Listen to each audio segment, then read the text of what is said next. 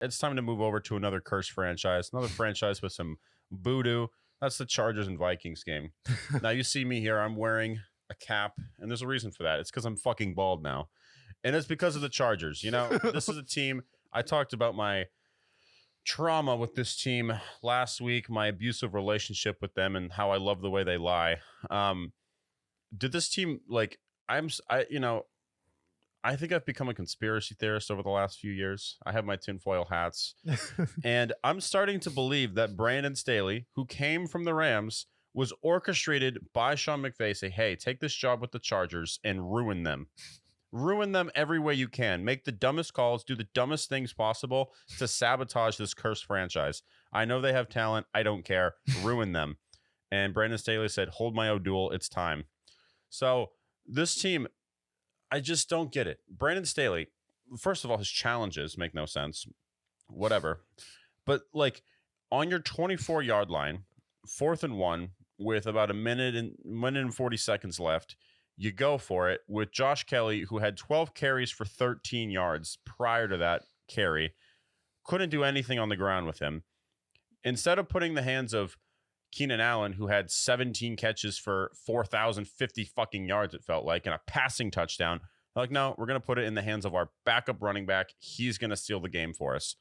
Dude, what are you doing? I can't tell if he's stupid or if he's like this maniacal plant that Sean McVay inserted into the Chargers to destroy them.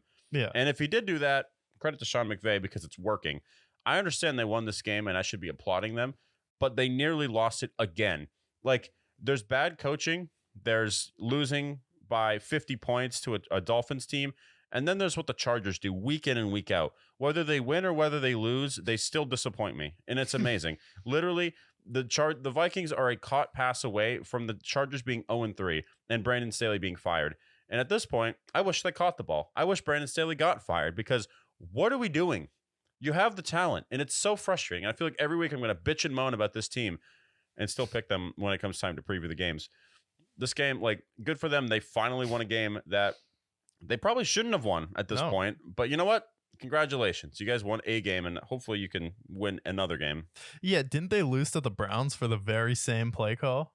Yep. Where they were on their own. I think they gave them the ball in field goal range, and that was when Jacoby Brissett, Mr. Endzone Checkdown himself, was playing. Yeah, and they lost it because of that play call.